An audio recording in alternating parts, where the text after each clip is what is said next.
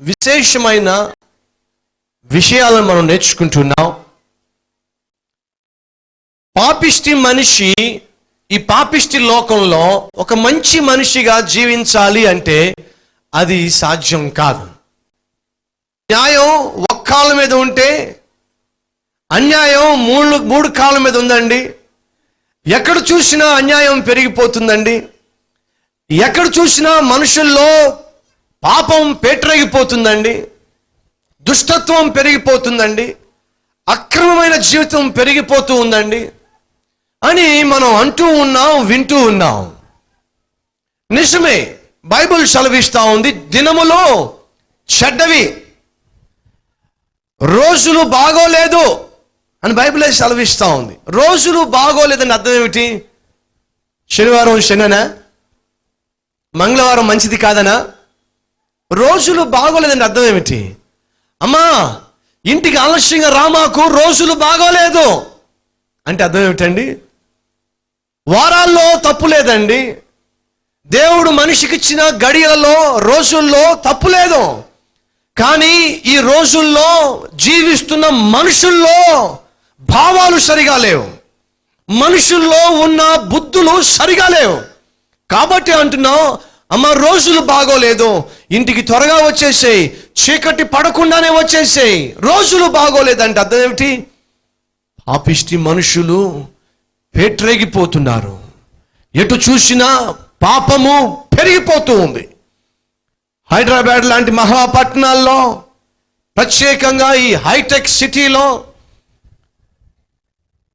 డబ్బులు, శాలరీలు ఎక్కువగా వస్తున్న ఈ రోజుల్లో యవనస్తులు ఎలా పడితే అలా జీవించే స్థాయికి ఎదిగిపోయారు. కారణం, పేరెంట్స్కి దూరంగా ఉంటున్నాం, రాష్ట్రానికే దూరంగా ఉంటున్నాం. వేరే రాష్ట్రం నుంచి వచ్చాం, వేరే జిల్లా నుంచి వచ్చాం, వేరే పట్టణం నుంచి వచ్చాం, ఇక్కడికి వచ్చాం, ఒంటరిగా జీవిస్తున్నాం. కాబట్టి ఏం చేసినా చెల్లిపోతుంది. కారణం, మా పేరెంట్స్కి తెలియదు కాబట్టి. కారణం, మా వాళ్ళు ఎవరు చూడడం లేదు కాబట్టి. కారణము, ఎవరికి తెలియదు కాబట్టి. ప్రియ సహోదరులు, ప్రియ సహోదరులు, మనుషులు అనుకుంటున్నారు నేను చేసే పాపిష్టి పని ఎవరు చూడడం లేదు, ఎవరికి తెలియదు, పైపెచ్చు నా కన్న వాళ్ళకి కూడా కనీసము ఈ వార్త వెళ్ళదు అని అనుకుంటున్నావు. కానీ నీ తల్లి, నీ తండ్రి నిన్ను కనక మునిపే నిన్ను చూసేవాడు ఒకడున్నాడు తెలుసా? ఆయన పేరే పైనుంచి చూసే దేవుడు. బైబుల్ సెలవిస్తూ ఉంది, మనుషుల యొక్క కళ్ళు మూయగలడేమో కానీ దేవుని కళ్ళను మాత్రం ఏ మనిషి కూడా మూయలేడు.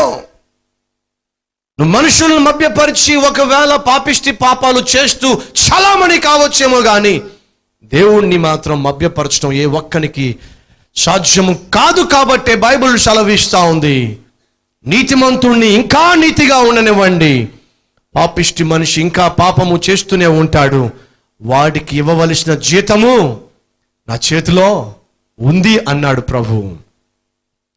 బైబిల్లో దేవుడు చెప్పాడు ఏమని? పాపము వల్ల వచ్చే జీతము మరణము. మనిషి చేసే ప్రతి పాపానికి వాడికి వచ్చే చివరి శిక్ష ఏంటో తెలుసా? మరణము. అందరూ అనుకుంటారు పోతే పోద్ది, ఏం విరిగిపోద్దట? పేడ విరుడైపోతుంది. లేదు లేదు, మనిషి పోయిన తర్వాతే అసలు పేడ స్టార్ట్ అవుతుంది. ఆ విషయం మీకు తెలుసా? Do you know that? చచ్చిపోతే బాగుంటుంది, వీడి బాధ భరించలేకపోతున్నాను. వీడంటే ఎవరమ్మా? మీకు తెలుసు కదా. చచ్చిపోతే పోతుంది వీడి బాధ. వీడంటే మీరు అనుకోమాకండి, భర్త. వాళ్ళు ప్రేమగా పెట్టిన పేరు అది. చచ్చిపోతే బాగుండు, దీని చేతిలో నుంచి నేను బయటపడవచ్చు, దీని గయ్యాలతనాన్ని భరించలేకపోతున్నాను. దీన్ని అంటే ముద్దుగా పిలుచుకునే మాట ఏమిటట? చస్తే బాగుండు.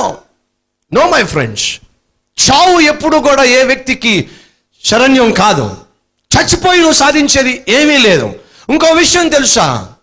ఆత్మహత్య ప్రయత్నం చేయడం నేరము అని తెలుసా మీకు? మన భారతీయ చట్ట ప్రకారం ఆత్మహత్య నేరం. నిన్ను చంపుకునే అధికారం నీకు లేదు. You can't kill your self and you don't have any right to take away your life. నీ జీవితాన్ని తీసుకునే అధికారం కూడా నీకు లేదు అనే సత్యం గ్రహిస్తే ఎంత బాగుంటుంది. బైబిల్ సేస్ ప్రతి మనిషి చేసే పాపిష్టి పనిని బట్టి వాడు మరణిస్తాడు.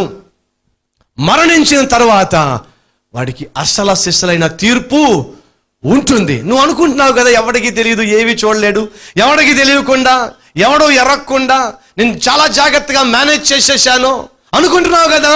అదంతా కూడా పరలోకంలో 70 mm చూపించబడుతుంది. తెలుసా? Everything will come under light. ప్రతి ఒక్కదాన్ని కూడా, నువ్వు చేసిన ప్రతి పాపాన్ని దేవుడు బయటకు తీసుకురాబోతున్నాడు, లెక్క అడగబోతున్నాడు. ఎందుకు ఇలా చేశావు నువ్వు? ఎందుకు ఇలా బ్రతికావు నువ్వు? ఎందుకు ఈ దారుణానికి ఒడిగట్టావు? ఎందుకు ఇంత నీచంగా ప్రవర్తించావు అని దేవుడు మనిషి చేసిన ప్రతి పాపము నిమిత్తము ఆయన సింహాసనం మీద కూర్చుని లెక్క అడగబోతున్నాడు. ఒకనొక సమయంలో ఒక దొంగవాడు ఒక గుడిలోకి వెళ్ళి గుడిలో ఉన్న బంగారాన్ని దోచుకునే ప్రయత్నం చేశాడు. అలా దోచుకునే ప్రయత్నం చేస్తున్నప్పుడు ఎవరో ఒక మంచి వ్యక్తి చూసేశాడు. చూసి గబగబా వెళ్ళి వాడిని గట్టిగా పట్టుకుని దొంగ దొంగ అని అరిచాడు. ఆ దొంగోడేమో ఈ మంచివాడి చేతిలో ఉండిపోయాడు. ఈ బంగారపు గొలుసేమో ఆ దొంగోడి చేతిలో ఉంది. ఆ దొంగోడేమో పట్టుకుని వాడి చేతిలో ఉన్నాడు. దొంగ దొంగ దొంగ అరుస్తా ఉండేసరికి ఈ దొంగోడు చెప్తున్నాడు, బ్రదర్ బ్రదర్ అనవసరంగా కష్టాలు కొని తెచ్చుకో మాకు. ఓయ్, కష్టాలు కొని తెచ్చుకో అంటావేమిటి? నోరు మూసుకో, నువ్వు దొంగవి, నేను తీసుకెళ్ళి పోలీసులకు అప్పచెప్తాను. అందుకే అంటున్నాను కష్టాలు కొని తెచ్చుకోవద్దని. నీ ఉద్దేశం ఏమిటి? వాడు ఈ మాట్లాడుతూ దొంగ దొంగ అనేసరికి ఆ బయట పెట్రోలింగ్ చేస్తున్న పోలీసులకి అరుపులు కేకలను పడి పరుగు లోపలికి వచ్చారు. లోపలికి వచ్చేసరికి అప్పటిదాకా అది మంచోడు దొంగోడిని పట్టుకుని దొంగ దొంగ అన్నాడు కదా. పోలీసులు ఎప్పుడైతే లోపలికి వచ్చారో ఒక్కసారి రివర్స్ అయిపోయింది. ఈ దొంగోడు మంచోడిని పట్టేసుకుని వాడి చేతిలో గొలుసు పెట్టేసి దొంగ దొంగ దొంగ అంటున్నాడు. వాడికేమో అర్థం కాల. ఒరే నీకేం వచ్చిందిరా పోయే కాలం, నన్ను పట్టు దొంగ అంటావేమిటి? మరి దొంగతనం చేసి నువ్వు వాడినే దొంగ అంటారు. సార్ చూడండి సార్, వీడు దొంగతనం చేసి బంగారపు గొలుసు చేతిలో పెట్టినాడు, చూడండి సార్. చూసుకుని నిజంగా వాడి చేతిలో ఉంది. నాకేం తెల్లని చెప్పి అంటాడు. పోలీసు వాళ్ళకి ఏం అర్థం కావట్లేదు. ఇదేమిటి? వీడు దొంగ అంటే వీడు దొంగ, వీడు దొంగ అంటే వాడు దొంగ. ఇంతకీ ఎవరయ్యా మీలో దొంగలో? మంచోడేమో సార్ నాకేమీ తెలియదు సార్, వీడిని పట్టుకోవడానికి వచ్చాను సార్ అని అంటా ఉంటే నిజమైన దొంగ వాడు భలే యాక్టర్ కదా. వాడు ఇంకా గట్టిగా యాక్షన్ చేస్తున్నాడు. సార్ మీరు దొంగలు ఈజీగా పట్టుకుంటారు కదా సార్, దొంగల ముఖంలో ఉన్న ఫీలింగ్స్ మీరు కనిపెట్టేస్తారు కదా సార్, చూడండి సార్. ఏం చేయాలో తెలియక ఇద్దరిని తీసుకెళ్లారు. ఎక్కడికి? లోపలికి. జీప్లో వాళ్ళిద్దరిని తీసుకెళ్ళి లోపలేసేసారు. పాపం దొంగేమో దర్జాగా కూర్చున్నాడు. వాడు ఎప్పుడు దర్జాగా కూర్చుంటాడు, వాడికి అలవాటు కదా. దర్జాగా కూర్చుని పక్కన తలకాయ కొట్టుకుంటున్న వీడిని చూసి, బ్రదరో నేను నీకు చెప్పాను, అనవసరంగా ఇబ్బందులు కొని తెచ్చుకోవద్దని చెప్పాను. నాకు ఈ పోలీస్ స్టేషన్లు ఈ లాకప్లు అలవాటే, అలాగే బయటకు రావడం కూడా నాకు బాగా తెలుసు. దొంగతనం చేసింది నేనే, కానీ చూశావా ఎలా నిన్ను లోపల పెట్టించానో? ఇదిగో నేను ఎలాగో బయటికి వెళ్ళిపోతా, ఎలా నేను లోపల పెట్టించానో అంత సులువుగా నేను బయటికి వెళ్ళిపోతాను. ఆ తర్వాత నిన్ను లోపల పెట్టి బాగా తోముతారులే అంటా ఉంటే పాపం అమాయకుడు, చీచి మంచికి పోయి చెడు తెచ్చుకున్నాను నేను, ఎందుకు వచ్చింది కర్మ, నాకెందుకు వచ్చింది ఈ ప్రయత్నం అని తలకాయ బాదుకుంటా ఉన్నాడు. ఈ లోపల పోలీసు వాళ్ళు ఇద్దరిని బయటకు పిలిచారు. చెప్పండి రా ఎవరి మీద దొంగ అంటే, ఈ దొంగడు ఎంత అమాయకంగా ముఖం పెడతాడు కదా. సార్ నా ముఖం చూస్తే మీకు అర్థం కావట్లేదా సార్? చెప్పండి సార్, నన్ను చూస్తే దొంగతనం చేయగలిగిన అధిక శక్తి ధైర్యం నాకు ఉందంటారా సార్? మీరే చెప్పండి సార్ అని అసలైనోడు కన్నా బాగా యాక్ట్ చేస్తున్నాడు వీడు. ఈ లోపల పోలీసు వాళ్ళు ఏం చేశారు తెలుసా? ఒక టేప్ రికార్డర్ ఆన్ చేశారు. టేప్ రికార్డర్ ఆన్ చేస్తే దాంట్లోంచి మాటలు వస్తున్నాయి. బ్రదరు నేను చెప్పా కదా నీకు, నా జోలికి రావద్దు అని చెప్పాను కదా, నాకు లోపలికి రావడం అలవాటు, బయటికి పోవడం నాకు తెలుసు. అనవసరంగా నువ్వు కలగబెట్టుకున్నావు. ఇప్పుడు నేను ఎలాగా బయటికి వెళ్తాను, నిన్ను బాగా తోముతారు. ఈ మాటలన్నీ దేంట్లోంచి వస్తున్నాయి? టేప్ రికార్డులోంచి మాటలు వస్తున్నాయి. ఆ మాటలు వచ్చేటప్పుడు ఈ ముఖంలో మార్పులు చూడాలి. ఎవరి మార్పులు? దొంగ ముఖంలో ఉన్న మార్పులు. ఎరా పొరపాటు అయిపోయింది సార్, పద లోపలికి. అలాగే సార్. ఒక దొంగని పట్టుకోవడానికి పోలీసులు వారికి ఉన్న తెలివిని ఉపయోగించి శిక్షను విధించగలిగితే, సర్వ సృష్టిని మాట మాత్రం సెలవిచ్చిన దేవుడికి నీ బ్రతుకేంటో బయటపెట్టడం కష్టమా? నీవు చేసిన పాపాన్ని నీ చేత కక్కించడము ఆయనకి కష్టమా? ప్రియ సహోదరి, ప్రియ సహోదరుడు, అందుకే దేవుడు చెప్పాడు, ఆకాశం నుంచి ఆయన సమస్తమును చూస్తూ ఉన్నాడు, ఆయన కళ్ళు రికార్డ్ చేస్తూ ఉన్నాయి. నువ్వు కన్ను మూసిన తరువాత బైబిల్ సెలవిస్తా ఉంది, మట్టిలోంచి వచ్చిన మనిషి మట్టిలో చేరుకుని పోతాడు. ఆ తర్వాత మనిషికి తీర్పు తప్పదు. You and I and we all have to stand before the judgement seat. ఆ తీర్పు న్యాయస్థానంలో మనం అందరం కూడా నిలబడబోతున్నాం. తెలుసా ఆ విషయం? ఈరోజు చాలా మంది చాలా నిర్భయంగా పాపిష్టి పనులు చేస్తున్నారు. ఏ పాపిష్టి పని చేసినా ఏమీ కాదులే అని అనుకుంటున్నారు. నో మై ఫ్రెండ్స్, ఒకరోజు రాబోతుంది మనం చేసే ప్రతి పాపాన్ని దేవుడు లెక్క అడగబోతున్నాడు. అలా అడిగినప్పుడు జవాబు చెప్పే శక్తి నీకుందా? జవాబు చెప్పగలిగిన స్తోమత నీకుందా? Can you stand in front of God with guts? దేవుని ముందు నువ్వు నిలబడగలవా? అందుకే చెప్తున్నాను, ఆ రోజు రాకమునుపే ఈరోజు నీ జీవితాన్ని ఏం చేసుకోవాలి? సరి చేసుకోవాలి.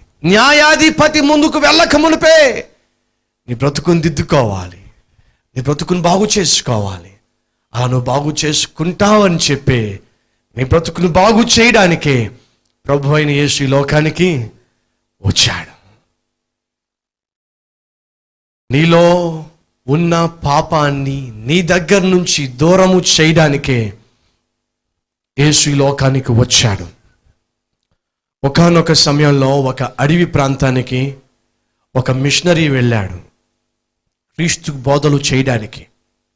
అలా వెళ్ళినప్పుడు ఆ బోధలు చేస్తున్నాడు. అయ్యా, దొంగతనం చేయమాకండి, అయ్యా త్రాగమాకండి, అయ్యా పరులు జోలికి వెళ్ళమాకండి, అక్రమముగా ఏది సంపాదించమాకండి, అయ్యా అయ్యా అయ్యా అని చెప్పి బోధిస్తూ క్రీస్తు ప్రేమ గురించి చెప్తూ ఉన్నప్పుడు ఆ కోయ ప్రాంతంలో, అడవి ప్రాంతంలో ఉన్న దొర వచ్చి అన్నాడు, ఏమిటండి మీరు చెప్పేదానికి మేం చెప్పేదానికి పెద్ద తేడా ఏముంది? ఎవరు చెప్పినా మంచే చెప్తారు కదా. తాగద్దని మీరు చెప్తున్నారు, మేము చెప్తున్నాం. తిరగద్దని మీరు చెప్తున్నారు, మేము చెప్తున్నాం. మీరు బోధించే ఈ బైబిల్ గ్రంథానికి మేము నమ్మే ఈ న్యాయమైన సిద్ధాంతాలకు ఏమిటి వ్యత్యాసం? ఎందుకని మీరు చెప్పే బోధన మీరు నమ్మాలి? ఎందుకని మీరు ప్రకటించే దేవుణ్ణి మేము నమ్మాలి? ఎందుకని మాకున్న ఈ సిద్ధాంతాన్ని మేము గట్టిగా పట్టుకోకూడదు? ఏమిటి తేడా? మిషనరీ చెప్పాడు, అయ్యా ఈ భూలోకంలో ఏ మతమైనా మంచే బోధిస్తుంది, ప్రేమనే బోధిస్తుంది, మంచిగా జీవించాలి అని చెప్తుంది. అదే నేను కూడా అంటున్నాను. అప్పుడు మీకు నేను చెప్పే ఈ సిద్ధాంతాలకి ఏమిటి తేడా? అప్పుడు ఆ సేవకుడు చెప్పాడు, తేడా ఏంటో తెలుసా? అన్ని పుస్తకాలు మంచి గురించే మాట్లాడతాయి, పాపము చేయొద్దు అని చెప్తాయి. కానీ ఈ పుస్తకంలో ఉన్న బోధ పాపము చేయవద్దు అని చెప్తూనే పాపంలోంచి ఎలా బయటపడాలో కూడా తెలియచేస్తుంది. పాపిని పరిశుద్ధునిగా మార్చగలిగిన శక్తి ఈ గ్రంథానికి ఉంది. That is the great difference. నువ్వు చేస్తుంది తప్పు, నువ్వు వేసిన వేషం తప్పు, నీ బ్రతుకు తప్పుడుది అని ప్రతి ఒక్కరూ చెప్తారు. కానీ ప్రభువు చేసిన బోధలు కేవలం చెప్పటం మాత్రమే కాదండి, పాపిని పరిశుద్ధునిగా మార్చే శక్తి ఆయన యొక్క స్వరంలో ఉంది. ఎంత పాపినైనా ఒక మంచి వ్యక్తిగా తీర్చగలిగిన శక్తి దేవుని వాక్యంలో ఉంది అని చెప్పడానికి మీలో కొన్ని వందల మంది సాక్ష్యం. అవునా కాదా? అవునని వారు చేయి చూపించండి. Yes, you are the witness. కారణం, ఈ లోకంలో చాలా మంది నీతి గురించి మాట్లాడుతున్నారు, కానీ నీ చేత నీతిగా జీవింప చేయడం మాత్రం వారికి సాధ్యము కాదు. కానీ పాపిష్టి మనుషులమైన మనము పరిశుద్ధులుగా జీవింప చేసేదే దేవుని యొక్క గ్రంథం. ఒకప్పుడు నేను చెడిపోయిన వాడిని, ఒకప్పుడు నేను పాడైపోయిన వాడిని. ఈ పాడైపోయిన నన్ను ఈ సిద్ధాంతం బాగు చేయలేకపోయింది. కానీ ఎప్పుడైతే దేవుడు నాతో మాట్లాడాడో ఆ మాటల్లో ఉన్న శక్తి నాలో ఉన్న పాపిష్టి స్థితిని సంపూర్ణంగా నా నుంచి దూరం చేసింది, క్రీస్తు బిడ్డగా మార్చివేసింది. మరి ఆ శక్తి ఈరోజు వాక్యం వింటున్న ప్రియ సహోదరి, ప్రియ సహోదరుడా, నీ జీవితంలో నువ్వు కలిగి ఉన్న పాపం మీద నీకు విజయాన్ని ఇచ్చిందా? ఏ పాపానికైతే నువ్వు దాసోహం అయిపోయావో ఆ పాపిష్టి దాసోహం నుంచి నిన్ను ఈ వాక్కు శక్తి విడిపించగలిగిందా? ఒక్కసారి ప్రశ్నించుకో. ఇంకా నువ్వు విడుదల పొందుకోలేదన్నట్లయితే కారణము ఈ గ్రంథంలో ఉన్న లోపం కాదు, నీ జీవితంలో నువ్వు సరిగా క్రీస్తును అంగీకరించలేదు, అర్థం చేసుకోలేదు, వాక్యానికి లోబడలేదు. అందుకే చెప్తున్నాను, ప్రభువు నిన్ను సంధిస్తున్నప్పుడు, వాక్కు చేత నిన్ను హెచ్చరిక చేస్తున్నప్పుడు నీ జీవితాన్ని దిద్దుకోవడం ఎంతైనా మంచిది. ఒకరోజు రాబోతుంది మనం చేసిన ప్రతి పాపము నిమిత్తము దేవుని సింహాసనం ముందు నిలబడబోతున్నాం. దేవుడు నిన్ను, నన్ను, మనలను లెక్క అడగబోతున్నాడు. కానీ దేవునికి మహిమ కలుగునుగా. అదేంటో తెలుసా? యేసుక్రీస్తు నందున్న వారికి ఏ శిక్షా విధి లేదండి. యేసుక్రీస్తు నందున్న వారికి, క్రీస్తు రక్తంలో కడగబడిన వారికి, అయ్యా నేను పాపిని, ఘోరమైన కార్యములు చేసిన వాడిని, చేయకూడదు అని అనుకుంటున్నాను కానీ చేయలేకుండా ఉంటున్నాను, నాకు నీ శక్తి కావాలి, పాపాన్ని జయించే శక్తి అని నువ్వు అడిగినప్పుడు ఈ గ్రంథమును లిఖింప చేసిన వాక్య స్వరూపి అయిన దేవుడు పాపానికి దాసుడు కాకుండా నిన్ను పరిశుద్ధుడిగా తీర్చగలడు. పాపం పైన నీకు జయాన్ని ఇవ్వగలడు. ఎందుకని ఈ రోజైనా ఆయన అనుగ్రహించు ఆ కృపను, ఆ పరిశుద్ధమైన జీవితాన్ని స్వతంత్రించుకోవడానికి నీ జీవితాన్ని ఎందుకు అప్పగించకూడదు? పరిశుద్ధుడు అయిన తండ్రి, ఏ పాపి అయితే, ఏ వ్యక్తి అయితే నీ ప్రేమను పట్టించుకోకుండా, లెక్క లేకుండా, అయ్యా నీ క్షమాపణను కోరుకోకుండా ఇష్టానుసారంగా జీవించి బ్రతుకును, శరీరాన్ని నాశనం చేసుకున్నాడో, ఈరోజు అటువంటి వ్యక్తులు ప్రభువా నీ చెంతకు చేరాలని, నిన్ను చేరుకోవాలని, ఈ క్షమాపణ పొందుకోవాలని ఆశతో తమ జీవితాల్ని అప్పగించుకుంటున్నారు. ఈ రోజే అట్టివారిని కనికరించండి. అట్టివారి జీవితంలో నాయన మార్పును అనుగ్రహించండి, అద్భుతమును జరిగించండి. మా కల్వరి టెంపుల్లో విత్తబడుతున్న వాక్యము సూటిగా ప్రకటించబడుతున్నప్పుడు ఏ ఒక్కరు నాయన తప్పించుకోవడానికి వీల్లేదు. ప్రతి ఒక్కరి జీవితాన్ని ప్రభువా పరిశీలించి, పరిశోధించి, పరీక్షించి నీ చెంతకు చేరి నీ వారిగా మారుటకు సహాయము చేయమని, ఎందరైతే ఈ రోజు నాయన ఉన్న పాటున వారిని చెంతకు వచ్చేశారో, నీ చేతులకు తమ జీవితాలు అప్పగించుకుంటున్నారో, వారిని కనికరించి క్షమించమని, తప్పులను మన్నించమని, కుటుంబాలను కట్టమని, ప్రేమను పుట్టించమని, జీవితాలను దిద్దమని, కాపురాలను కట్టమని, బ్రతుకులను మార్చమని యేసు పరిశుద్ధ నామంలో ఈ ప్రార్థన సమర్పిస్తూ ఉన్నాను తండ్రి, ఆమేన్. Calvary post box number 30, Kukatpally, Hyderabad 72.